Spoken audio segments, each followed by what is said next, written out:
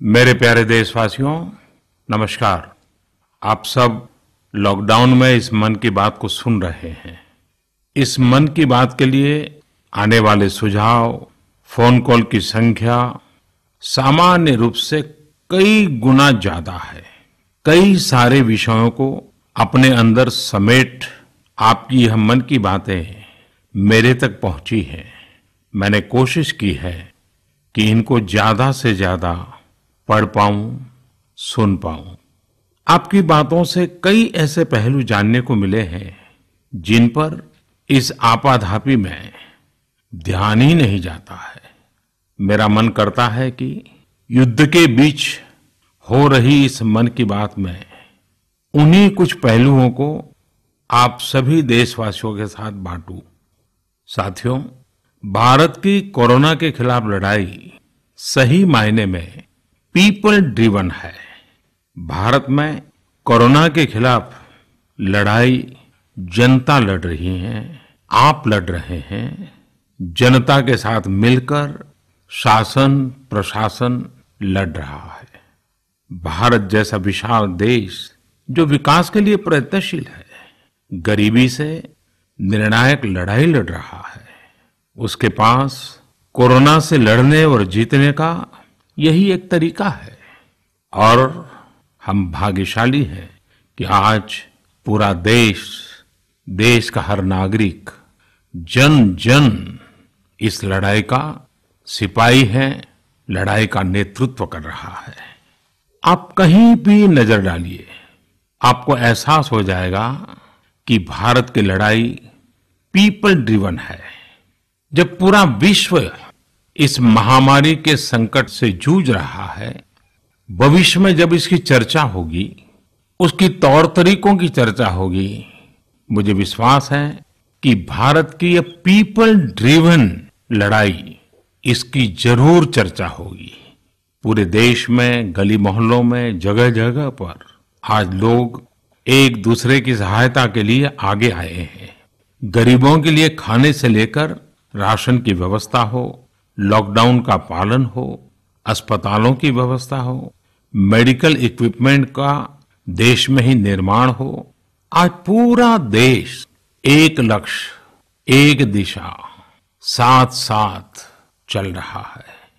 ताली, थाली, दिया, मोमबत्ती, इन सारी चीजों ने जो भावनाओं को जन्म दिया, जिस जज्बे से देशवासियों ने कुछ न कुछ करने की ठान ली, हर किसी को इन बातों ने प्रेरित किया है। शहर हो या गांव, ऐसा लग रहा है जैसे देश में एक बहुत बड़ा महायज्ञ चल रहा है, जिसमें हर कोई अपना योगदान देने के लिए आतुर है। हमारे किसान भाई बहनों को ही देखिए, एक तरफ वो इस महामारी के बीच अपने खेतों में दिन रात मेहनत कर रहे हैं और इस बात की भी चिंता कर रहे हैं कि देश में कोई भी भूखा न सोए। हर कोई अपने सामर्थ्य के हिसाब से इस लड़ाई को लड़ रहा है। कोई किराया माफ कर रहा है, तो कोई अपनी पूरी पेंशन या पुरस्कार में मिली राशि को पीएम केयर्स में जमा करा रहा है। कोई खेत की सारी सब्जियां दान दे रहा है, तो कोई हर रोज सैकड़ों गरीबों को मुफ्त भोजन करा रहा है। कोई मास्क बना रहा है। कहीं हमारे मजदूर भाई बहन क्वारंटीन में रहते हुए जिस स्कूल में रह रहे हैं, उसकी रंगाई पुताई कर रहे हैं। साथियों, दूसरों की मदद के लिए आपके भीतर हृदय के किसी कोने में जो ये उमड़ता घुमड़ता भाव है ना, वही कोरोना के खिलाफ भारत की इस लड़ाई को ताकत दे रहा है। वही इस लड़ाई को सच्चे मायने में पीपल ड्रिवन बना रहा है। और हमने देखा है पिछले कुछ साल में हमारे देश में यह मिजाज बना है, निरंतर मजबूत होता रहा है। चाहे करोड़ों लोगों का गैस सब्सिडी छोड़ना हो, लाखों सीनियर सिटीजन का रेलवे सब्सिडी छोड़ना हो, स्वच्छ भारत अभियान का नेतृत्व लेना हो, टॉयलेट बनाने हो, अनगिनत बातें ऐसी है। इन सारी बातों से पता चलता है हम सबको एक मन, एक मजबूत धागे से पिरो दिया है। एक होकर देश के लिए कुछ करने की प्रेरणा दी है। मेरे प्यारे देशवासियों, मैं पूरी नम्रता पूर्वक, बहुत ही आदर के साथ आज 130 करोड़ देशवासियों की इस भावना को सर झुका करके नमन करता हूं। आप अपनी भावना के अनुरूप देश के लिए अपनी रुचि के हिसाब से, अपने समय के अनुसार कुछ कर सके, इसके लिए सरकार ने एक डिजिटल प्लेटफॉर्म भी तैयार किया है। ये प्लेटफॉर्म है covidwarriors.gov.in। मैं दोबारा बोलता हूं, covidwarriors.gov.in। सरकार ने इस प्लेटफॉर्म के माध्यम से तमाम सामाजिक संस्थाओं के वॉलंटियर्स, सिविल सोसाइटी के प्रतिनिधि और स्थानीय प्रशासन को एक दूसरे से जोड़ दिया है। बहुत ही कम समय में इस पोर्टल से 1.25 करोड़ लोग जुड़ चुके हैं। इनमें डॉक्टर, नर्सिस से लेकर हमारी आशा, एएनएम बहनें, हमारे एनसीसी, एनएसएस के साथी, अलग अलग फील्ड के तमाम प्रोफेशनल्स, उन्होंने इस प्लेटफॉर्म को अपना प्लेटफॉर्म बना लिया है। ये लोग स्थानीय स्तर पर क्राइसिस मैनेजमेंट प्लान बनाने वालों में और उसकी पूर्ति में भी बहुत मदद कर रहे हैं। आप भी covidwarriors.gov.in से जुड़कर देश की सेवा कर सकते हैं, कोविड वॉरियर बन सकते हैं। साथियों, हर मुश्किल हालात, हर लड़ाई कुछ न कुछ सबक देती है, कुछ न कुछ सिखा करके जाती है, सीख देती है, कुछ संभावनाओं के मार्ग बनाती है और कुछ नई मंजिलों की दिशा भी देती है। इस परिस्थिति में आप सब देशवासियों ने जो संकल्प शक्ति दिखाई है, उससे भारत में एक नए बदलाव की शुरुआत भी हुई है। हमारे बिजनेस, हमारे दफ्तर, हमारे शिक्षण संस्थान, हमारा मेडिकल सेक्टर, हर कोई तेजी से नए तकनीकी बदलावों की तरफ भी बढ़ रहे हैं। टेक्नोलॉजी के फ्रंट पर तो वाकई ऐसा लग रहा है कि देश का हर इनोवेटर नई परिस्थितियों के मुताबिक कुछ न कुछ नया निर्माण कर रहा है। साथियों, देश जब एक टीम बनकर के काम करता है, तब क्या कुछ होता है, ये हम अनुभव कर रहे हैं। आज केंद्र सरकार हो, राज्य सरकार हो, इनका हर एक विभाग और संस्थान राहत के लिए मिलजुल करके पूरी स्पीड से काम कर रहे हैं। हमारे एविएशन सेक्टर में काम कर रहे लोग हों, रेलवे कर्मचारी हो, ये दिन रात मेहनत कर रहे हैं ताकि देशवासियों को कम से कम समस्या हो। आप में से शायद बहुत लोगों को मालूम होगा कि देश के हर हिस्से में दवाइयों को पहुंचाने के लिए लाइफलाइन उड़ान नाम से एक विशेष अभियान चल रहा है। हमारे इन साथियों ने इतने कम समय में देश के भीतर ही 3 लाख किलोमीटर की हवाई उड़ान भरी है और 500 टन से अधिक मेडिकल सामग्री देश के कोने कोने में आप तक पहुंचाया है। इसी तरह रेलवे के साथ ही लॉकडाउन में भी लगातार मेहनत कर रहे हैं ताकि देश के आम लोगों को जरूरी वस्तुओं की कमी ना हो। इस काम के लिए भारतीय रेलवे करीब करीब 60 से अधिक रेल मार्ग पर 100 से भी ज्यादा पार्सल ट्रेन चला रही है। इसी तरह दवाओं की आपूर्ति में हमारे डाक विभाग के लोग बहुत अहम भूमिका निभा रहे हैं। हमारे ये सभी साथी सच्चे अर्थ में कोरोना के वॉरियर ही हैं। साथियों, प्रधानमंत्री गरीब कल्याण पैकेज के तहत गरीबों के अकाउंट में पैसे सीधे ट्रांसफर किए जा रहे हैं। वृद्धावस्था पेंशन जारी की गई है। गरीबों को 3 महीने के मुफ्त गैस सिलेंडर, राशन जैसी सुविधाएं भी दी जा रही हैं।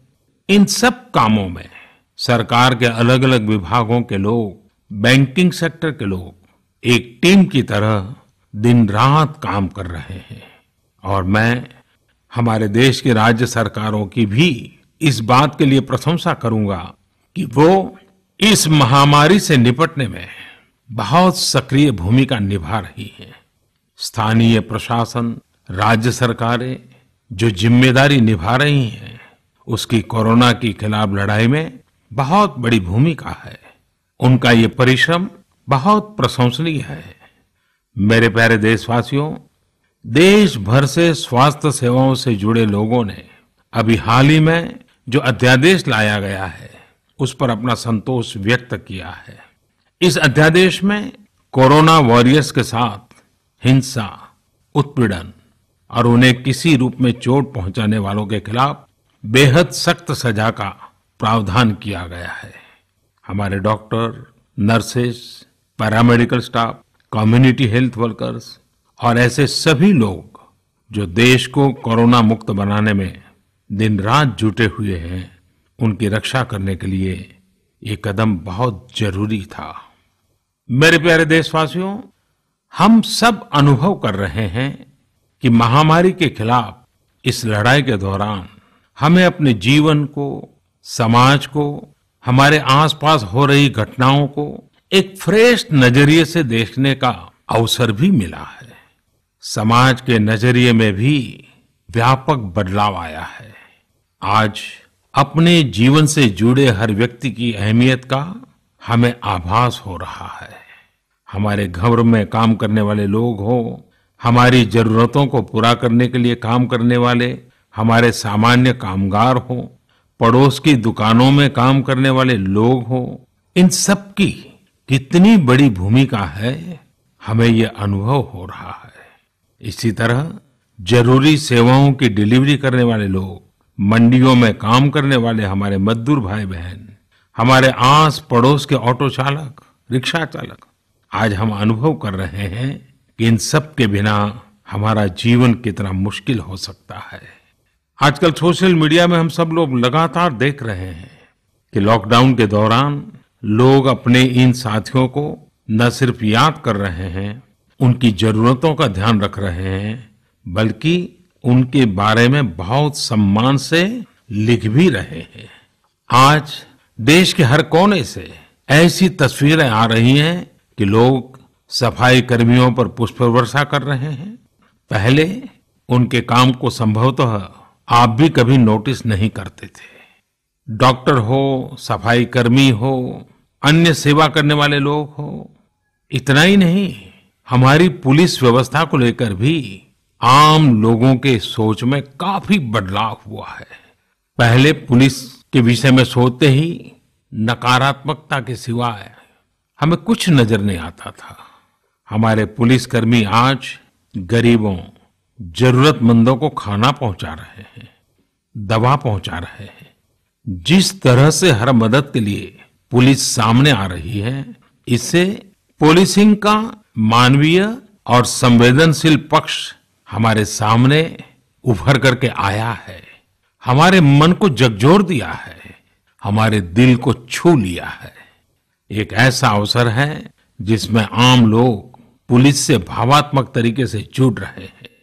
हमारे पुलिस कर्मियों ने इसे जनता की सेवा के एक अवसर के रूप में लिया है और मुझे पूरा विश्वास है इन घटनाओं से आने वाले समय में सच्चे अर्थ में बहुत ही सकारात्मक बदलाव आ सकता है और हम सब ने इस सकारात्मकता को कभी भी नकारात्मकता के रंग से रंगना नहीं है। साथियों, हम अक्सर सुनते हैं प्रकृति, विकृति और संस्कृति। इन शब्दों को एक साथ देखें और इसके पीछे के भाव को देखें तो आपको जीवन को समझने का भी एक नया द्वार खुलता हुआ दिखेगा। अगर मानव प्रकृति की चर्चा करें तो ये मेरा है, मैं इसका उपयोग करता हूं। इसको और इस भावना को बहुत स्वाभाविक माना जाता है, किसी को इसमें कोई ऐतराज नहीं होता। इसे हम प्रकृति कह सकते हैं। लेकिन जो मेरा नहीं है, जिस पर मेरा हक नहीं है, उसे मैं दूसरे से छीन लेता हूं, उसे छीनकर उपयोग में लाता हूं तो हम इसे विकृति कह सकते हैं। इन दोनों से परे, प्रकृति और विकृति से ऊपर जब कोई संस्कारित मन सोचता है या व्यवहार करता है तो हमें संस्कृति नजर आती है। जब कोई अपने हक की चीज, अपनी मेहनत से कमाई चीज, अपने लिए जरूरी चीज कम हो या अधिक, इसकी परवाह किए बिना किसी व्यक्ति की जरूरत को देखते हुए खुद की चिंता छोड़कर अपने हक के हिस्से को बांट करके किसी दूसरे की जरूरत पूरी करता है, वही तो संस्कृति है। साथियों, जब कसौटी का काल होता है तब इन गुणों का परीक्षण होता है। आपने पिछले दिनों देखा होगा कि भारत ने अपने संस्कारों के अनुरूप, हमारी सोच के अनुरूप, हमारी संस्कृति का निर्वहन करते हुए कुछ फैसले लिए। संकट की इस घड़ी में दुनिया के लिए भी, समृद्ध देशों के लिए भी दवाइयों का संकट बहुत ज्यादा रहा है। एक ऐसा समय है कि अगर भारत दुनिया को दवाइयां न भी दे तो कोई भारत को दोषी नहीं मानता। हर देश समझ रहा है कि भारत के लिए भी उसकी प्राथमिकता अपने नागरिकों का जीवन बचाना है। लेकिन साथियों, भारत ने प्रकृति विकृति की सोच से परे होकर फैसला लिया। भारत ने अपनी संस्कृति के अनुरूप फैसला लिया। हमने भारत की आवश्यकताओं के लिए जो करना था उसका प्रयास तो बढ़ाया ही, लेकिन दुनिया भर से आ रही मानवता की रक्षा की पुकार पर भी पूरा ध्यान दिया। हमने विश्व के हर जरूरतमंद तक दवाइयों को पहुंचाने का बीड़ा उठाया और मानवता के इस काम को करके दिखाया। आज जब मेरी अनेक देशों के राष्ट्राध्यक्षों से फोन पर बात होती है तो वो भारत की जनता का आभार जरूर व्यक्त करते हैं। जब वो लोग कहते हैं thank you India, thank you people of India, तो देश के लिए गर्व और बढ़ जाता है।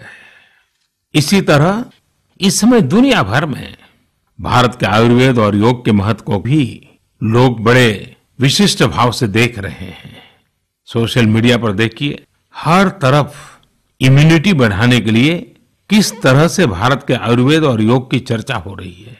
कोरोना की दृष्टि से आयुष मंत्रालय ने इम्यूनिटी बढ़ाने के लिए जो प्रोटोकॉल दिया था, मुझे विश्वास है कि आप लोग इसका प्रयोग जरूर कर रहे होंगे। गर्म पानी, काढ़ा और जो अन्य दिशा निर्देश आयुष मंत्रालय ने जारी किए हैं वो आप अपनी दिनचर्या में शामिल करेंगे तो आपको बहुत लाभ होगा। साथियों, वैसे ये दुर्भाग्य रहा है कि कई बार हम अपनी ही शक्तियां और समृद्ध परंपराओं को पहचानने से इनकार कर देते हैं। लेकिन जब विश्व का कोई दूसरा देश एविडेंस बेस्ड रिसर्च के आधार पर वही बात करता है, हमारी फॉर्मूला हमें सिखाता है, तो हम उसे हाथों हाथ ले लेते हैं। संभवतः इसके पीछे एक बहुत बड़ा कारण सैकड़ों वर्षों की हमारी गुलामी का कालखंड रहा है। इस वजह से कभी कभी हमें अपनी ही शक्ति पर विश्वास नहीं होता है, हमारा आत्मविश्वास कम नजर आता है।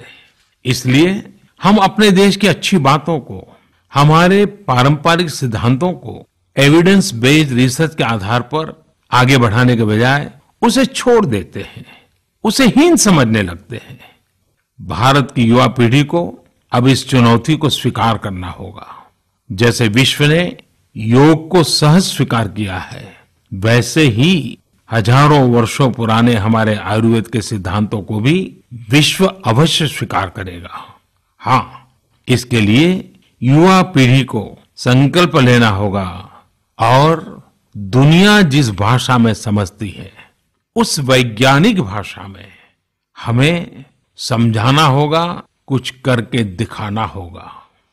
साथियों, वैसे कोविड-19 के कारण कई सकारात्मक बदलाव हमारे काम करने के तरीके, हमारी जीवन शैली और हमारी आदतों में भी स्वाभाविक रूप से अपनी जगह बना रहे हैं। आपने सबने भी महसूस किया होगा इस संकट ने कैसे अलग अलग विषयों पर हमारी समझ और हमारी चेतना को जागरूक किया है। जो असर हमें अपने आसपास देखने को मिल रहे हैं, इनमें सबसे पहला है मास्क पहनना और अपने चेहरे को ढककर रखना। कोरोना की वजह से बदलते हुए हालात में मास्क भी हमारे जीवन का हिस्सा बन रहा है। वैसे हमें इसकी भी आदत कभी नहीं रही कि हमारे आसपास के बहुत सारे लोग मास्क में दिखे, लेकिन अब हो यही रहा है। हाँ, इसका ये मतलब नहीं है कि जो मास्क लगाते हैं वे सभी बीमार हैं। और जब मैं मास्क की बात करता हूं तो मुझे एक पुरानी बात याद आती है। आप सबको भी याद होगा, एक जमाना था कि हमारे देश के कई ऐसे इलाके ऐसे होते थे कि वहां अगर कोई नागरिक फल खरीदता हुआ दिखता था तो आस पड़ोस के लोग उसको जरूर पूछते थे, क्या घर में कोई बीमार है? यानी फल मतलब बीमारी में ही खाया जाता है, ऐसी एक धारणा बनी हुई थी। हालांकि समय बदला और ये धारणा भी बदली। वैसे ही मास्क को लेकर भी धारणा अब बदलने वाली ही है। आप देखिएगा, मास्क अब सभ्य समाज का प्रतीक बन जाएगा।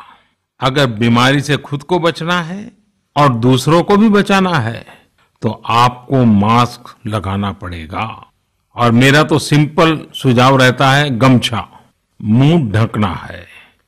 साथियों, हमारे समाज में एक और बड़ी जागरूकता ये आई है कि अब सभी लोग ये समझ रहे हैं कि सार्वजनिक स्थानों पर थूकने के क्या नुकसान हो सकते हैं। यहां वहां कहीं पर भी थूक देना गलत आदतों का हिस्सा बना हुआ था। ये स्वच्छता और स्वास्थ्य को गंभीर चुनौती भी देता था। वैसे एक तरह से देखें तो हम हमेशा से ही इस समस्या को जानते रहे, लेकिन ये समस्या समाज से समाप्त होने का नाम ही नहीं ले रही थी। अब वो समय आ गया है कि इस बुरी आदत को हमेशा हमेशा के लिए खत्म कर दिया जाए। कहते भी हैं कि बेटर लेट देन नेवर। तो देर भले हो गई हो, लेकिन अब ये थूकने की आदत छोड़ देनी चाहिए। ये बातें जहां बेसिक हाइजीन का स्तर बढ़ाएंगी, वहीं कोरोना संक्रमण को फैलने से रोकने में भी मदद करेगी। मेरे प्यारे देशवासियों, ये सुखद संयोग ही है कि आज जब आपसे मैं मन की बात कर रहा हूं तो अक्षय तृतीया का पवित्र पर्व भी है। साथियों, क्षय का अर्थ होता है विनाश, लेकिन जो कभी नष्ट नहीं हो, जो कभी समाप्त नहीं हो, वो अक्षय है। अपने घरों में हम सब इस पर्व को हर साल मनाते हैं, लेकिन इस साल हमारे लिए इसका विशेष महत्व है।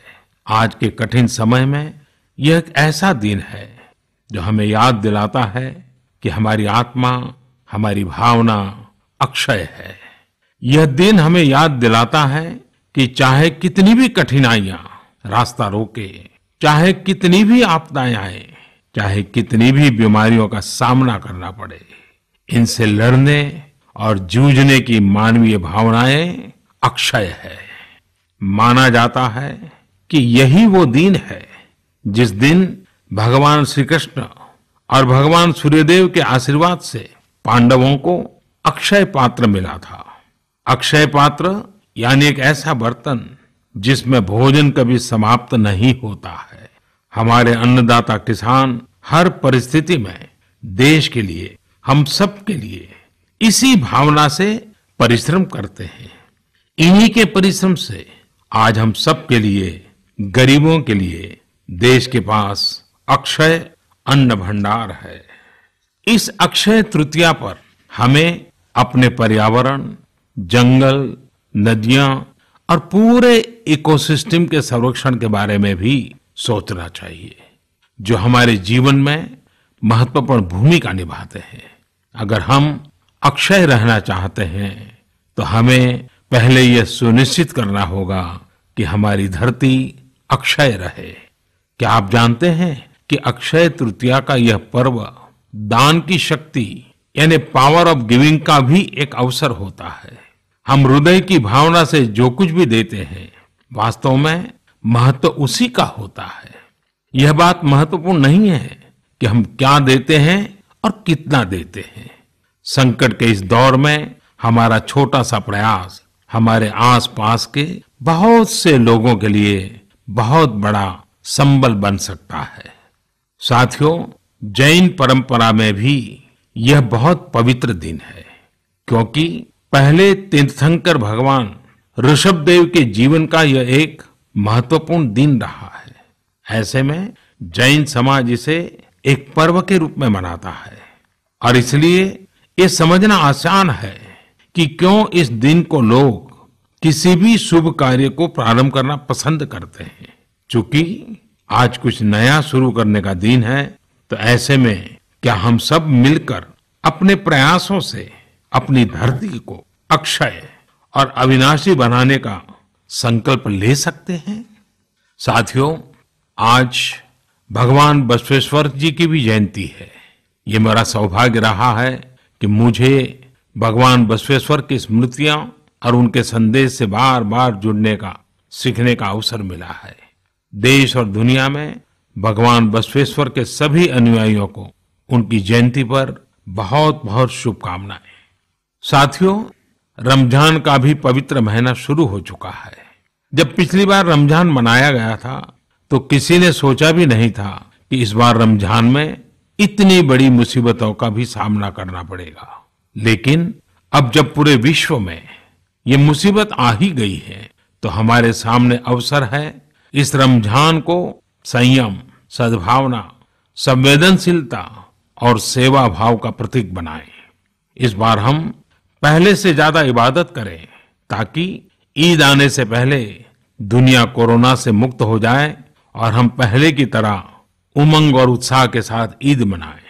मुझे विश्वास है कि रमजान के इन दिनों में स्थानीय प्रशासन के दिशा निर्देशों का पालन करते हुए कोरोना के खिलाफ चल रही इस लड़ाई को हम और मजबूत करेंगे। सड़कों पर, बाजारों में, मोहल्लों में फिजिकल डिस्टेंसिंग के नियमों का पालन अभी बहुत आवश्यक है। मैं आज उन सभी कम्युनिटी लीडर्स के प्रति भी आभार प्रकट करता हूं जो 2 गज दूरी और घर से बाहर नहीं निकलने को लेकर लोगों को जागरूक कर रहे हैं। वाकई कोरोना ने इस बार भारत समेत दुनिया भर में त्योहारों को मनाने का स्वरूप ही बदल दिया है, रंग रूप बदल दिए हैं। अभी पिछले दिनों ही हमारे यहाँ भी बिहू, बैसाखी, पुथंडू, विशु, ओडिया न्यू ईयर ऐसे अनेक त्योहार आए। हमने देखा कि लोगों ने कैसे इन त्योहारों को घर में रहकर और बड़ी सादगी के साथ और समाज के प्रति शुभ चिंतन के साथ त्योहारों को मनाया।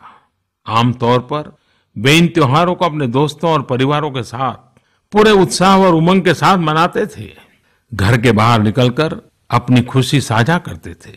लेकिन इस बार हर किसी ने संयम बरता, लॉकडाउन के नियमों का पालन किया। हमने देखा है कि इस बार हमारे ईसाई दोस्तों ने ईस्टर भी घर पर ही मनाया है। अपने समाज, अपने देश के प्रति ये जिम्मेदारी निभाना आज की बहुत बड़ी जरूरत है। तभी हम कोरोना के फैलाव को रोक पाने में सफल होंगे, कोरोना जैसी वैश्विक महामारी को परास्त कर पाएंगे। मेरे प्यारे देशवासियों, इस वैश्विक महामारी के संकट के बीच आपके परिवार के एक सदस्य के नाते, और आप सब भी मेरे ही परिवारजन हैं, तब कुछ संकेत करना, कुछ सुझाव देना, ये मेरा दायित्व भी बनता है। मेरे देशवासियों से मैं आपसे आग्रह करूंगा, हम कतई अति आत्मविश्वास में न फंस जाएं। हम ऐसा विचार न पाल लें कि हमारे शहर में, हमारे गांव में, हमारी गली में, हमारे दफ्तर में अभी तक कोरोना पहुंचा नहीं है, इसलिए अब पहुंचने वाला नहीं है। देखिए, ऐसी गलती कभी मत पालना। दुनिया का अनुभव हमें बहुत कुछ कह रहा है और हमारे यहाँ तो बार बार कहा जाता है, सावधानी हटी तो दुर्घटना घटी।